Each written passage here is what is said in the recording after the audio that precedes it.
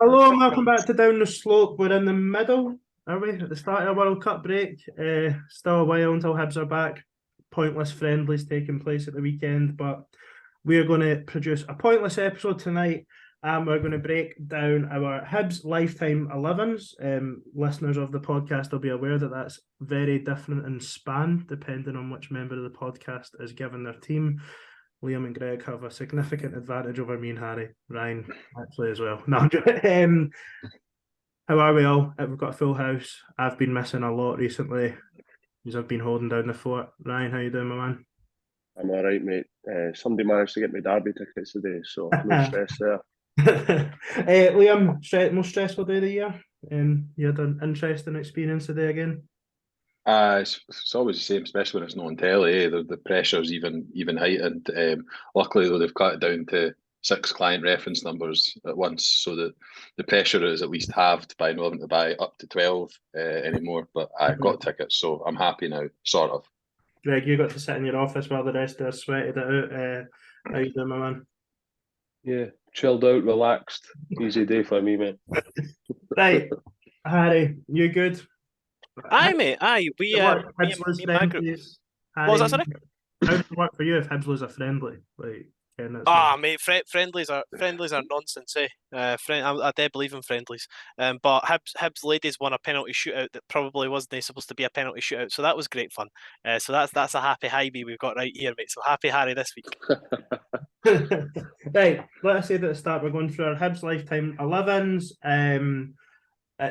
We've not put any caveats on. It can be pretty much from the day that you were born. Harry, we're going to come to you first. Starters off, what formation are you playing? All right, so I'm doing bog standard classic football manager. I'm doing 4-3-3, but we're going on the front foot, so we're going to have a cam instead of a CDM, mate. So Okay. 4-3-3. Right, take us through your goalkeeper and your back four. Before I get cracked on, I would like to caveat that I have picked a team that I like. The players resonate well with me. I'm not saying this is the best Hibs team of my lifetime. I'm just saying these are an 11 that I find interesting, and I picked them. And if you've got a problem with it, fight me. You messaged the agenda son this week, or? Pardon? No, I was just. I'll get all my caveats out the way. Do you Well, want me to justify listen to what Liam said 10 minutes ago, so we're already doing that. All right. So, do you want me to do each player and justify them, or just go through the four and then you can question me? Aye, go for it. Give your justifications on the way. Cool. All right. Well, I just love the guy. He's genuinely one of my favourite athletes of all time. Conrad Logan in goals.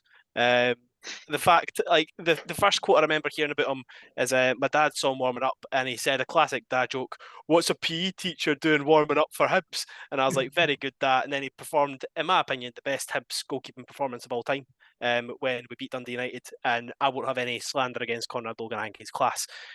Right back, David Gray.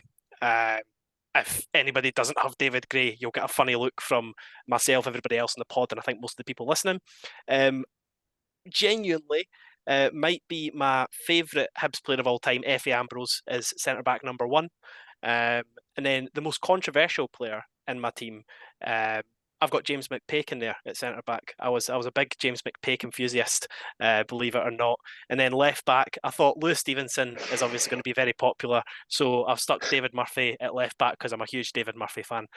You can slate me. I would rather keep the slating till the end. So if you want to talk about the other choices apart from James McPake first, on you go. Yeah, it's been an absolute pleasure, lads. See you next week.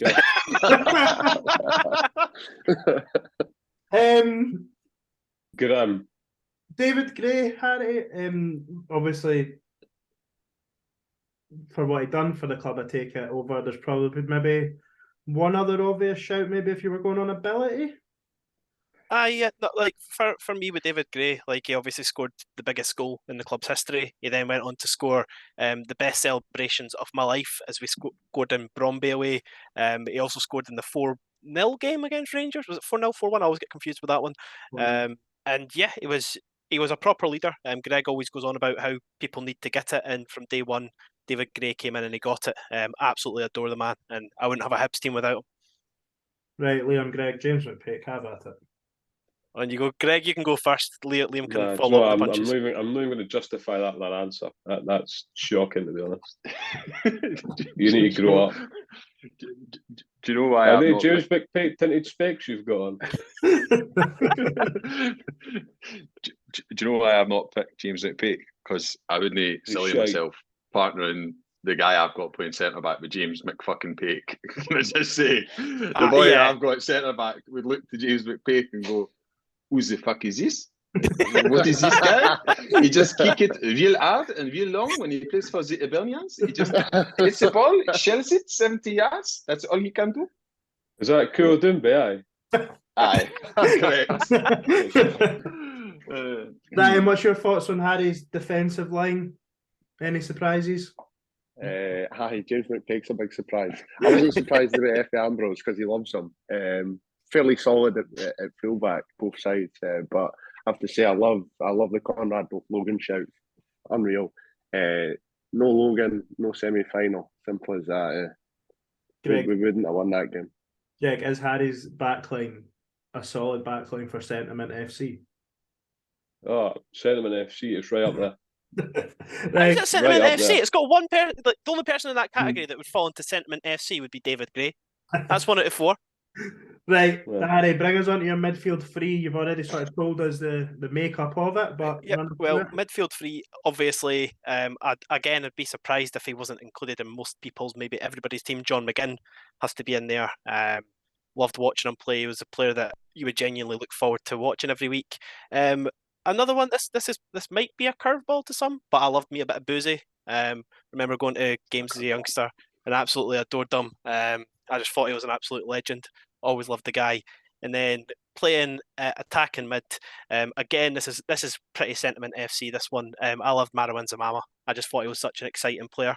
He might not have been the best player we've ever had in terms of like consistency, but I thought on the ball, he was always looking to make things happen. And on the turn, I remember he would just pick up the ball facing his own goal, and then he'd just spin whoever was behind him. He was a beautiful player to watch. So yeah, my midfield three is John McGinn, Boozy, and Zamama. There was some interesting faces made while he was listing that off.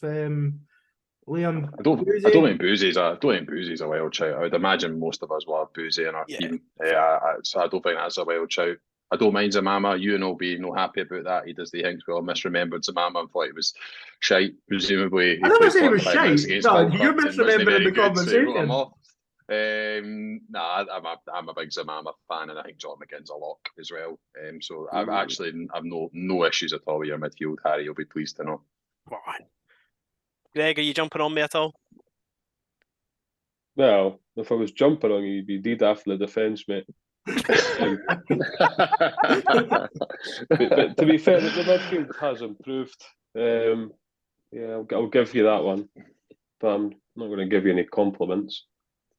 I wouldn't expect you to. That is okay with me. Ryan, John McGinn, Boozy, and Zamama. Aye, to be fair to him, it's a pretty solid midfield. He's got the quality in the midfield. He's missed out in the defence, but he's made up for it in the midfield. Right, Harry, wrap us up on your front three. All right, so I was actually going to be really bold and I was going to put Griffiths in, but then I decided his antics since he's left the club have been too much, so I avoided that. So centre forward, we're going to stick Stokesy in there, and there's a reason why he's not left wing, because you are going to hate me for this. I don't know, Brian. Again, I didn't want to go for the most obvious choice, so I've avoided a certain person that I think is going to come up in at least a couple of your guys's. So right wing, Martin Boyle. In my opinion, I think he's a legend. I love the guy. And then left wing, I'm going to get some funny faces here. If you're not watching on YouTube, you might want to turn on YouTube for this. Left wing, I've got Ivan Sproul. Him cutting inside is going to offend a lot of people, but that pace, the blistering pace, you put him anywhere up top, and he's going to make things happen. And then he has to cut inside and runs into the fucking golden midfielder. I was tempted to put Sproul through the middle and then put Stokes left wing, but I thought that would be even more slanderous. So I've stuck with Sproul as a winger, and Martin Boyle just doesn't do it for me on the left wing. I think, yeah. So that's what I'm sticking with. I've got Sproul left, Boyle right, Stokes up top. Sorry, I'm just laughing at some of the faces that have been pulled here. Sorry. Look, I'm as much an Ivan Sproul fan as anyone else. We've had him on the pod. Great guy, great guy. Great moment at Ibrox, won the League Cup. I don't think he's got a place. No, for me in a lifetime Hibs 11. But as I say, it's my lifetime, and it's players I liked watching that I think would be fun to watch again. Don't So worry. fuck you. That's what I say. Fair Ian. enough. Fuck you. Fair enough, Harry, my man. Right. Anyone want to discuss the overall of Harry's team? No. Are we all are we all, put it this way, having heard their team, obviously Greg and Ryan are going to give their teams next week, and Liam and me will give ours this week. Yes, we're stretching this over 2 weeks of shite. You know what? Are we all All I confident would that say is that it can only get better for here. Right? The Can I only just- way is up, because Harry just I think, well, so bad. since, we all since nobody so, wants to so critique my bad. overall team, I'm Greg, just maybe going it to would say, have been. Sorry, I'm just With- saying, Greg. Maybe it would have been better if you did had that night off that you were going to have the night. Well, I know. I think I could do with it. right, well, Harry could give me 22 minutes back in my life. That'd be appreciated. fantastic. All right. Well, McPake, obviously, I put that in as a hot take because I thought it'd be fun. But the team in itself would be very good in transition. Got a lot of pace, especially in the forward three. And then obviously Zamama carrying the ball up the pitch. Effie Ambrose at any point can launch a counter attack. What direction that counter attack's going is another question. And then you're defensively robust as well. James McPake, he puts his heart on the line, whether he's got ability or Aye, not. because he's already fucked up, so he's having to launch in for fucking 2 yards behind the boy. That's fine by me. And David Murphy's just going to bring everything down on his beautiful left foot with a touching angel that he's got. And then, all right, I've just been told I need to put a wild card manager in there. You ken who'd get the best out of this team? Tony Mowbray. Tony Mowbray'd love it. Absolutely love it. Half this team probably came from his area anyway. So Tony Mowbray would be all about this team. Right. And then we'd win the League Cup, and that would be our peak. I haven't heard Harry's team. If you without disclosing your teams, would you all be confident of your 11 matching up and pumping Harry's? Yes. Yes, and I've not even Absolutely. picked an 11 yet. Well, there's a certain player that plays for Liam's, and I think it's going to play for everybody else's. Maybe not Ewan's, that just kind of dominates everybody else, my whole team anyway. So I'm confident my team will get double figures. Like, you're soft centred at the back, son.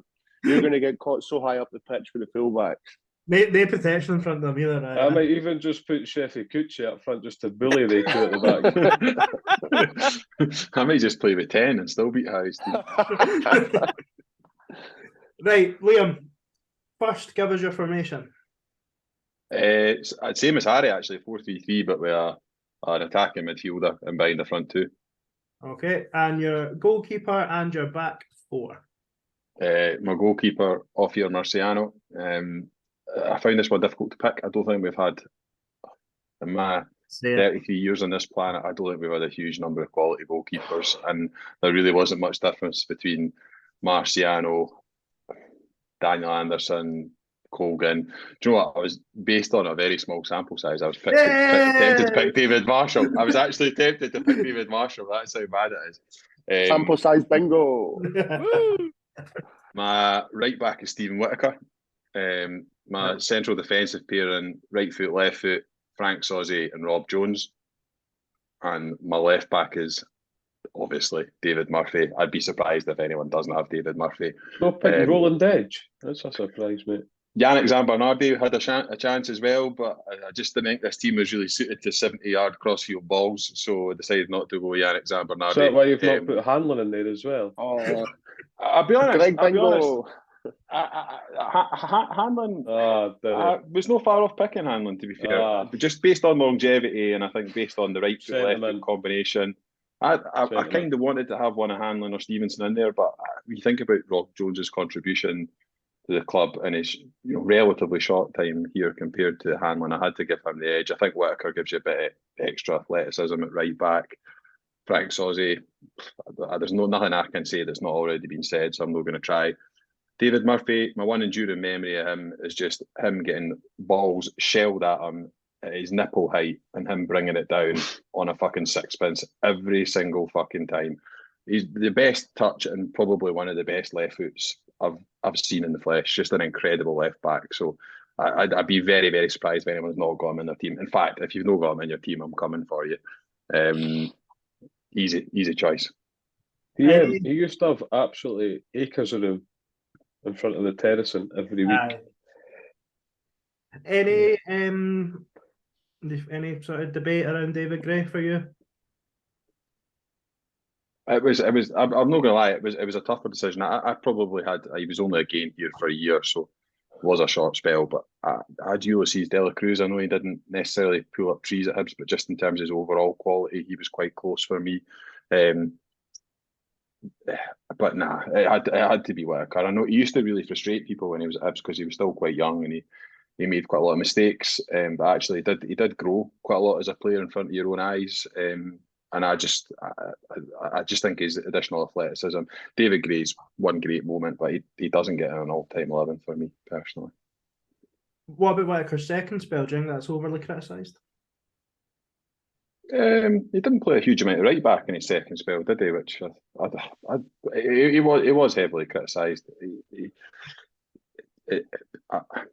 So I think it's unfair to judge him because I don't think he should have been given a 3-year contract, and ultimately that was Hibs' fault rather than the player's fault. I think he should have been given a 1-year deal. We should have tried to get the most out of him. But no, I remember him. He's in there obviously for his first spell rather than what he did in his second spell. Any other questions on Liam's back four and goalkeeper?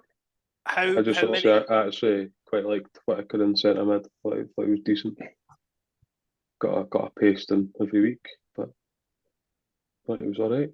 Other than that, I think Liam's pretty much nailed it. Harry, take note. You're an embarrassment. The disgrace.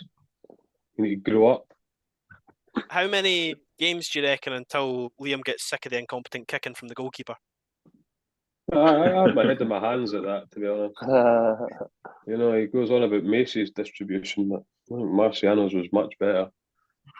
I think Marciano made saves. Marciano made saves. Once he kicked the ball at the park, yeah. With the defence you've picked, why do you need Marciano to make saves? You need a goalkeeper that passes out. That's not a well-balanced defence. I'm not having it. Nah, because that's a pretty cavalier back four. Frank Sauze's first instinct really is to join up and start attacks. Whittaker and Murphy are going to be playing high. Rob Jones is probably the only one in there who's really a defensive-minded defender. This team's going to score goals, especially when they play Harry's team. They're going to score a lot of goals, so we're going to be cavalier in attacking. I'd actually be looking for Rob Jones going to attack the ball and maybe Sauze sweep in that back four. I think that would work well. Right, out of possession. Let's all get out of Liam's back. Liam, who is your midfield three? What was it you said? 2 more sitters and a number 10? No. So I've got three kind of grafters, I think, in midfield. One ball player and 2 grafters.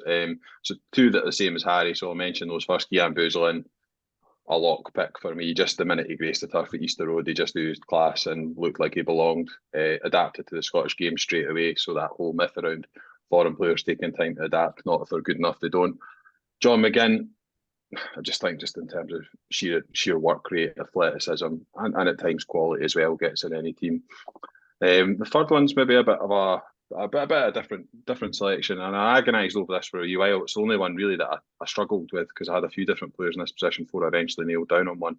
I've gone for John O'Neill. Over the spell of 3 years at Hibs, I just think, just in terms of his work rate, what he gave to the team was just a much better team with him in it. One of those players that maybe you don't notice what he does when he's in the side, but when he's out of it, you know that he's missing. Just a huge player for us across 3 seasons, and he had 2 of them in particular where he was really exceptional. So I've gone for him in a kind of workman-like midfield. What who did you give John O'Neill the edge over? Who were the other players in consideration? My other one was even more of a grafter. Matthias Jack was the other one. I just think, just again in that same team, a bit meat and potatoes maybe for some. He was a tough tackler, didn't really play a huge amount of football. I think I heard somewhere that he was a converted centre-half. I think he started his career as a centre-half, but he played midfield for us. Again, he was later on in his career. He was one that I had in. And then I had another guy I've actually played higher up in my team who'd been in the side and at one point as well, but I'll not reveal him right away. Right, anyone?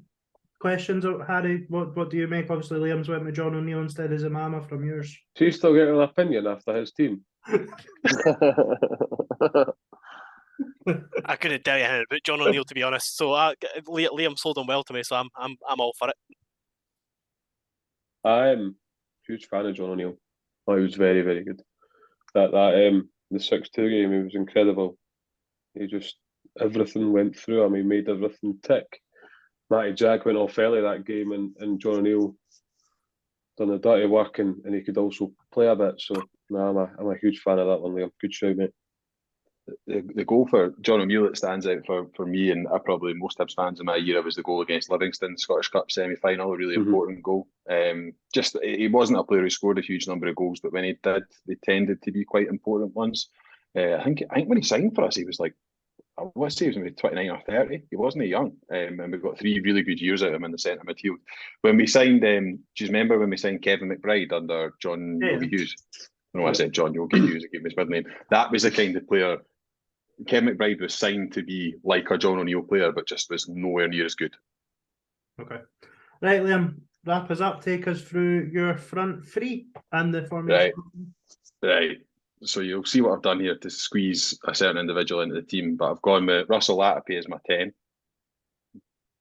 I mean, okay. I don't like really think there's you're almost like a diamond in midfield then? Sort of, but we'll work our way through it. I mean, Russell Latapi, for Hibs to sign a player of that quality now, the difference he would make to the team, he would just make everybody around him better. And he did make everybody around him better. Just an incredibly gifted footballer. The only real pity with him is just how it ended. Real kind of unfortunate ending. Really disappointing way to leave. But again, another guy who signed, he was 30 years of age. He was probably on a lot more money than everyone other than Frank Sozzi in the squad, given where he'd come from. But he just an incredibly gifted footballer. I mean, Greg mentioned the 6-2 game already. That wouldn't have happened without Russell Latapi's contributions. Just an incredible player. My second striker, because he played as a second striker during his time at Hibs, predominantly, is Scott Brown.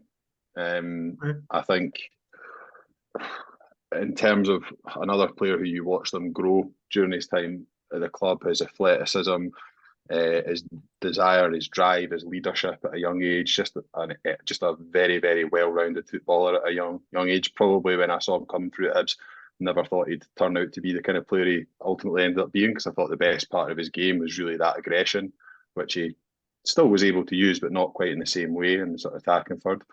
And then my central striker, and this is again, it's a difficult one because there's a few names that kind of bobbed around, but I had to go for Derek Riordan, just with the ability to just do something out of nothing. Just an absolute born goal scorer.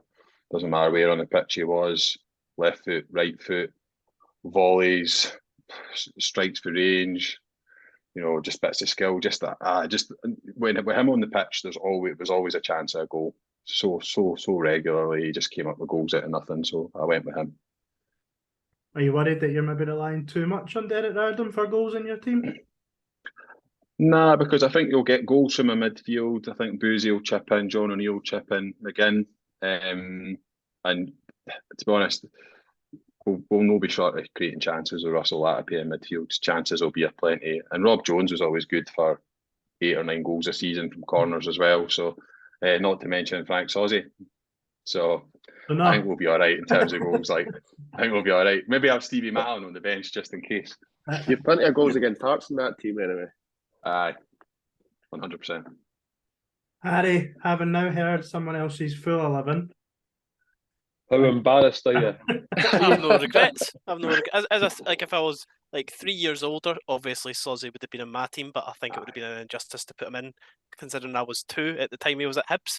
Then obviously same with they went for Russell Latapi. Mr. O'Neill, I didn't ken. I would have to actually watch him play, to be honest. As I say, I still think that the goalkeeper, given the defence that you've got, is a mistake. I think that you'll find yourself quite juttered at times. I don't think it's a defence that'll let a lot of players through one-on-one, which is when Marciano excels.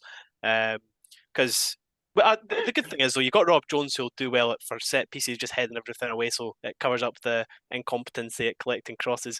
But I've decided that since everybody slated my team, I'm just going to absolutely attack everybody that uses Marciano in theirs, because I've not really got any other defensive mechanism at this point. I love that Harry said that I've got Jones that'll be good for set pieces. I could have put Christian Doidge in my team for that reason. Classic. Should be embarrassed, Harry. Ryan, Greg, you've had similar lifespans as Liam so far.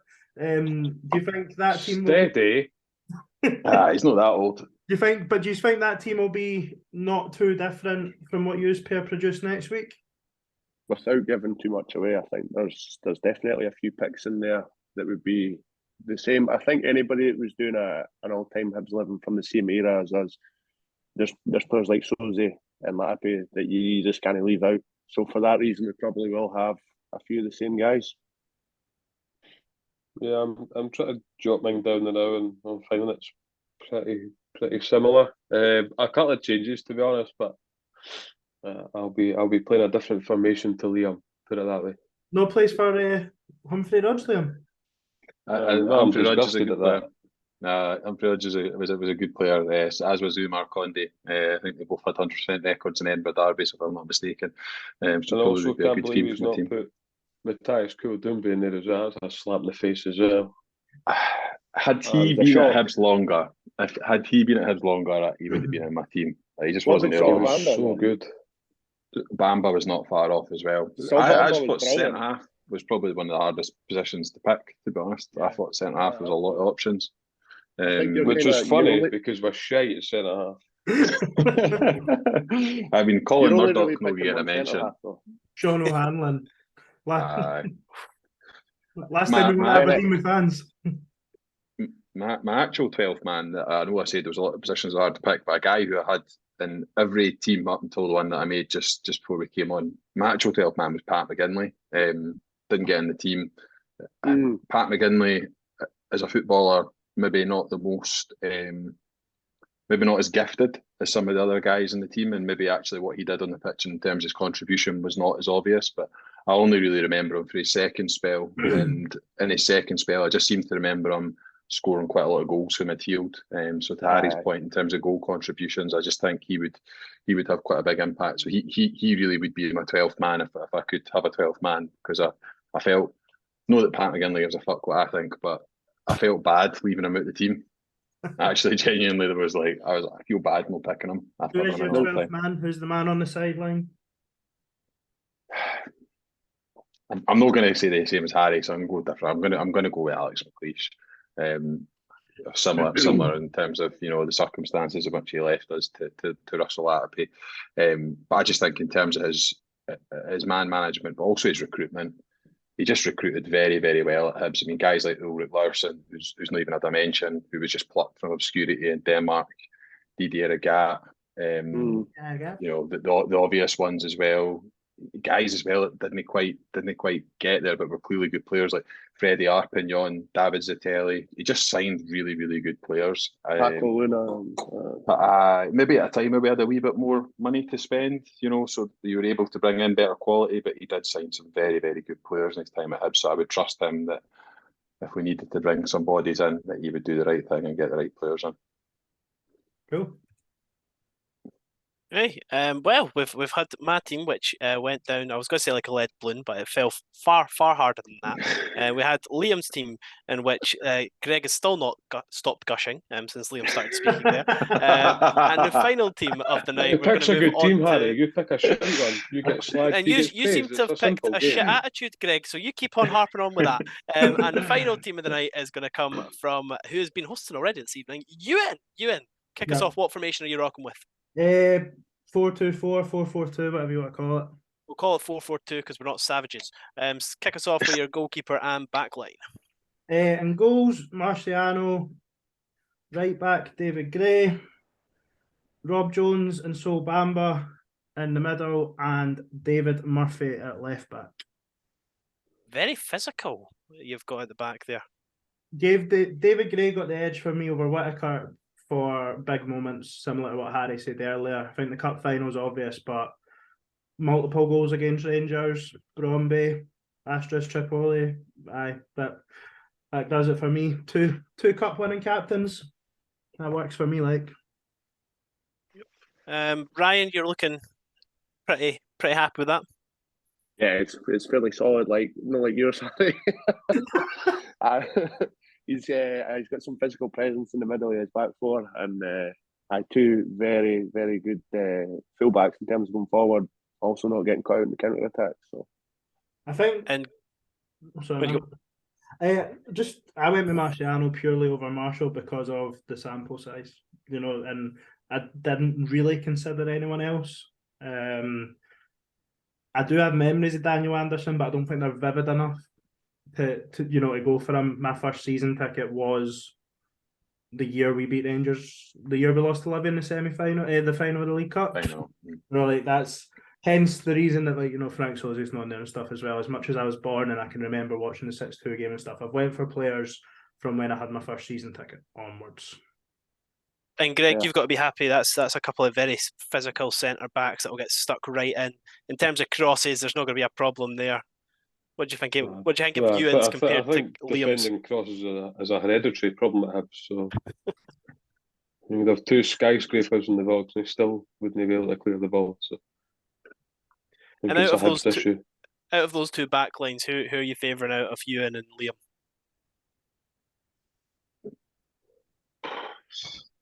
Probably, I would probably have to say Liam. Just Sozzy kind of tips it. Yeah, I'd like to. Genuinely, all down the slope, listeners. I am shocked they went that way. Listen, Frank Sozzi's caviar, and there's no doubt about it. Just because Liam's my favourite, right, doesn't mean you get jealous of it. Well, I got jealous as soon as you started looking up his butt. Ryan. Anyway, you paid a miles off it.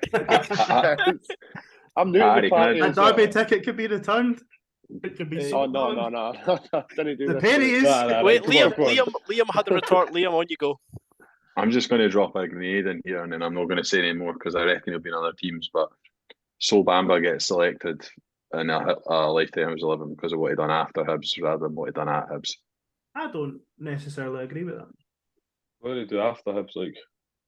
I went on to play for some lower league English sides and managed to get a couple of promotions to the Premier League, I think. But he played a lot at right back under Mixu, and he was woeful at right back. He played okay at centre back for a spell. I think he maybe had half a season where he was quite good, but I didn't even really have Bamba that high up my list. No, it's just personal, but I was torn between Bamba and never Ambrose. convinced me.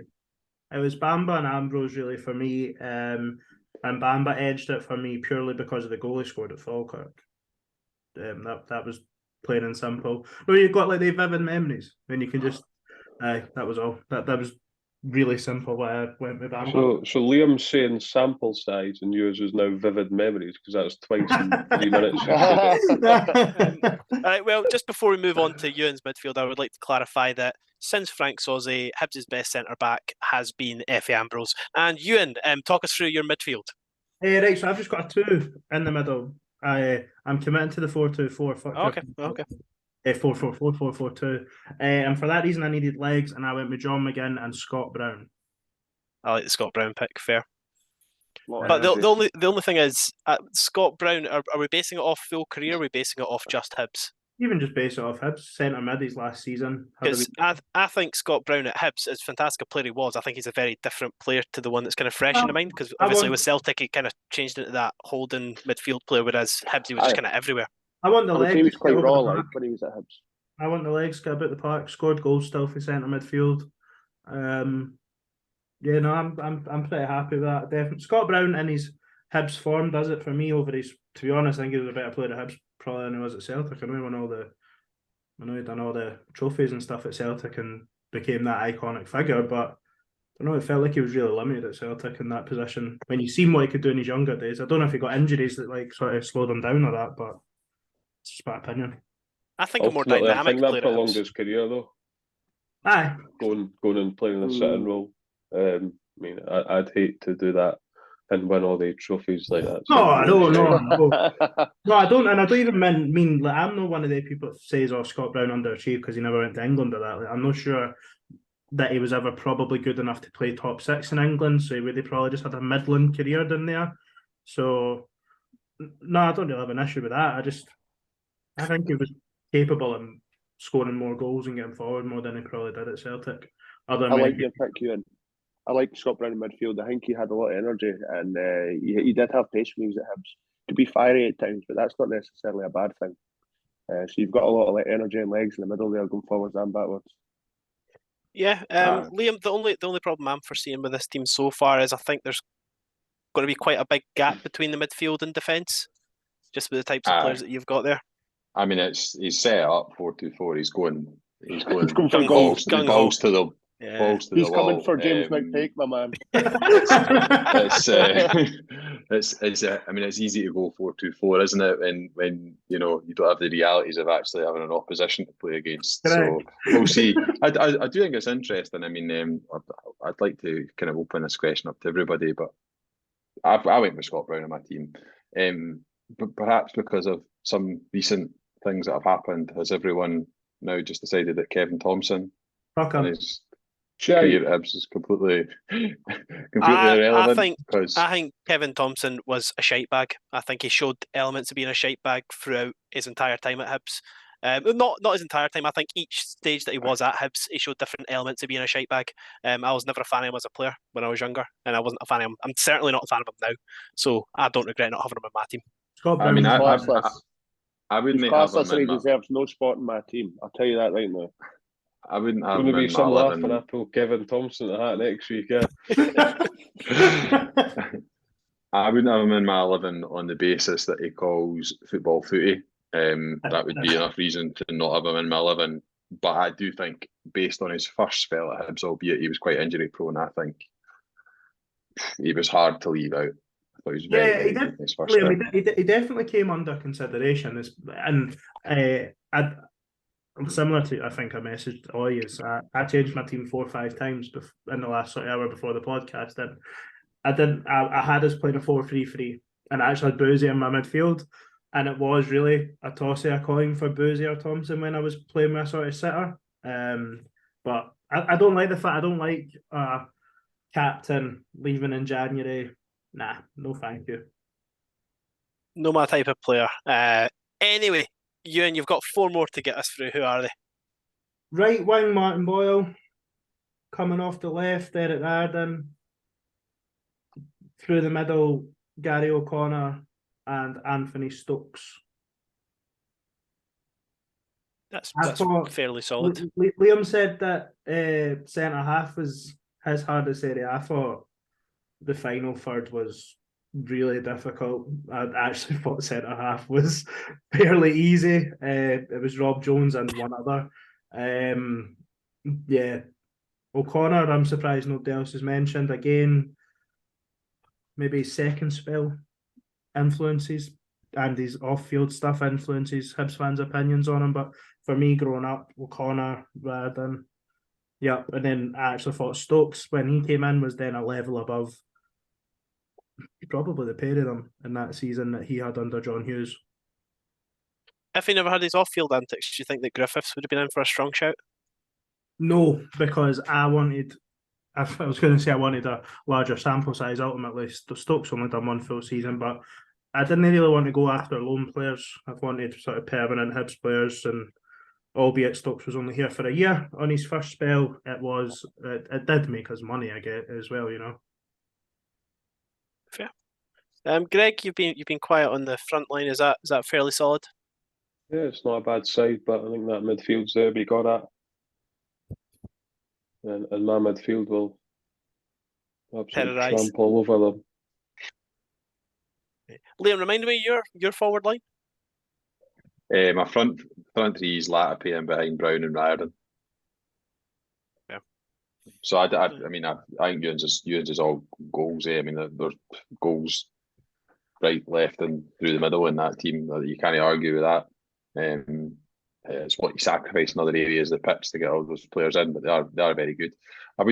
Gary O'Connor came under consideration for me, but I kind of quickly ruled him out just on the basis that nothing to do with the second spell. I purely really judged him on the first spell. I just didn't really think during that first spell he was as complete as Derek Riordan was in some respects. There was still a rawness to his game that was still yet to mature. He physically was big enough from the age of like 18, 19 to be in the first team, but I kind of always felt he needed a partner to be good. And I think when he played up front with Mixu really kind of got the best out of him, to be honest. And had it not been for Mixu, I don't think we would have seen the same player come through the system. And he's a guy who, by the way, is not going to get in anyone's team but next to Pat Line and I would just like to Tim's contribution. He was in my Wow. team. He was in my team till an hour ago, and I had to take him out based off my rule from earlier. But in terms of first childhood hero, it was Pat Line and then Rad. That was nice. Did any of the Seers consider Fletcher?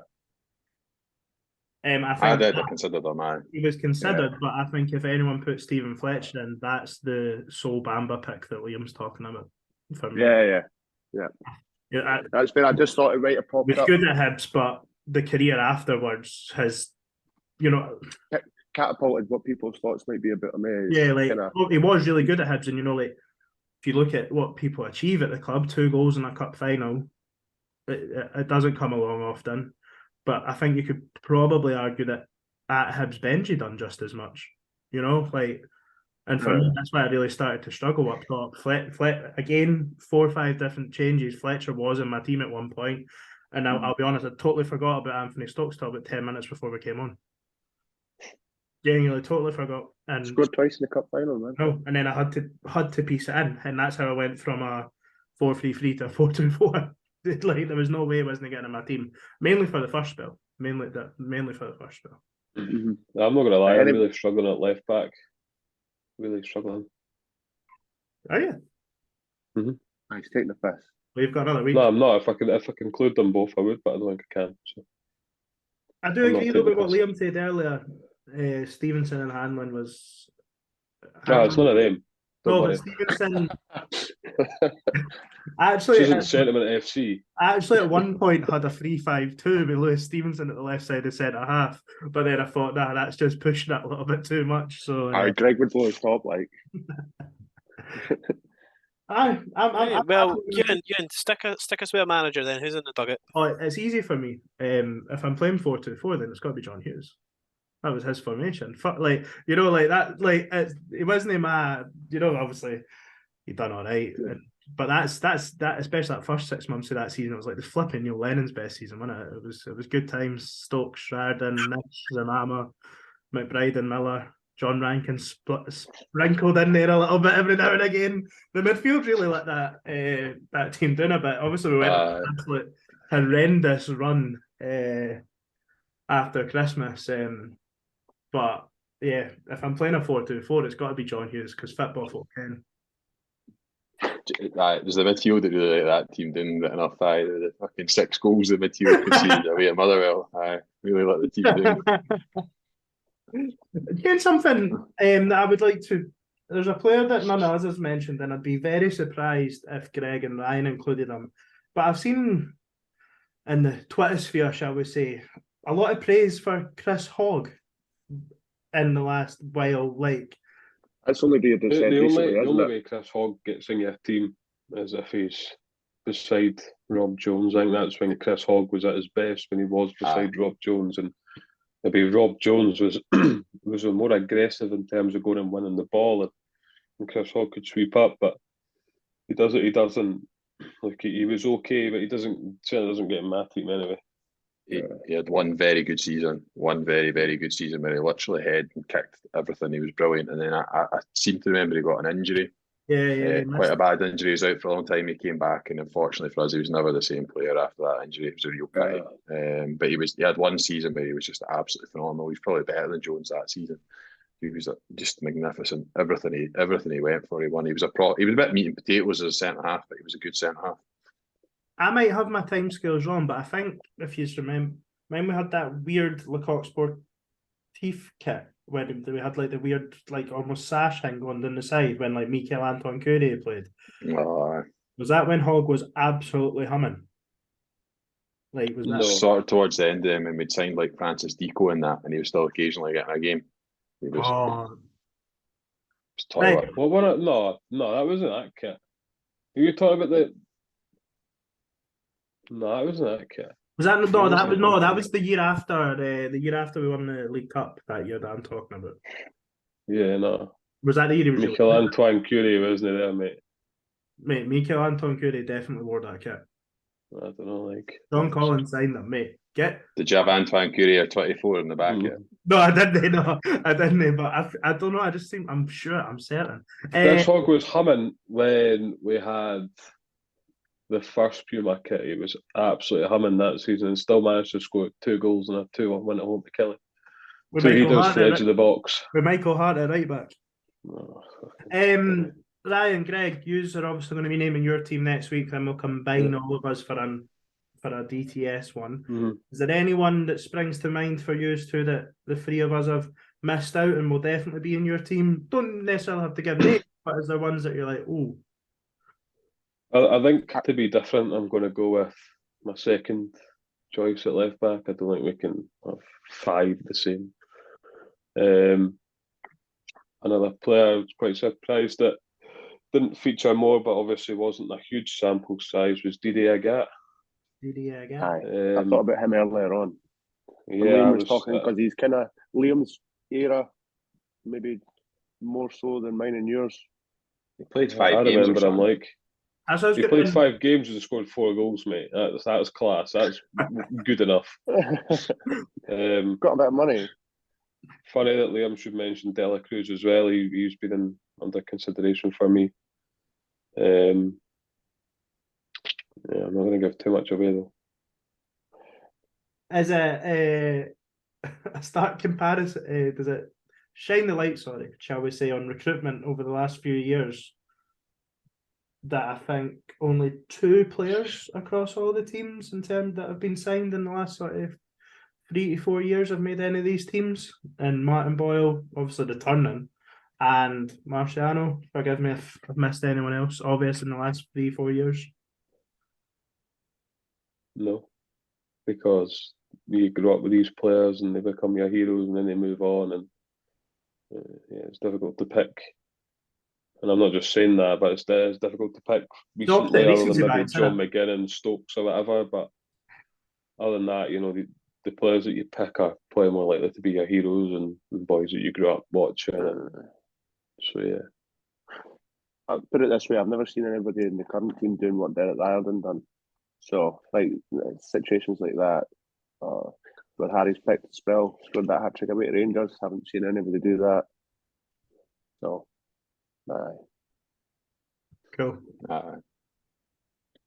That'll do us then, I think, lads. That'll do us. Greg, Ryan, you've got a week to prepare.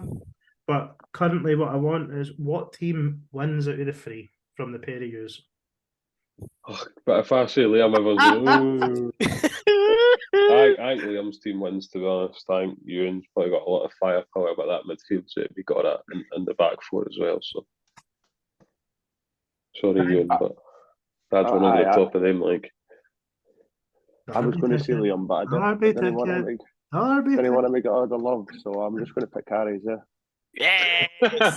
See, the thing is, though, if I put Rob Jones in my team instead of James McPake, I wouldn't be getting slated as much. It's literally just because James McPake's in there. Aye, yeah. The issue is you went for players that you like and then still put James McPake in. I didn't dislike James McPake. I liked him. Did you have Ambrose and McPake? Aye, is that your centre back? Going to get the ball away a lot, like. Good, I suppose. Eduardo Hurtado could run rings on Defer, and that's saying something. Right, we'll be back next week dissecting Greg and Ryan's team and coming together with an all-time down the slope Hibs 11. Send us yours in on Twitter, and how long is it till I'm starting to crave Hibs League action again already. I'm not. But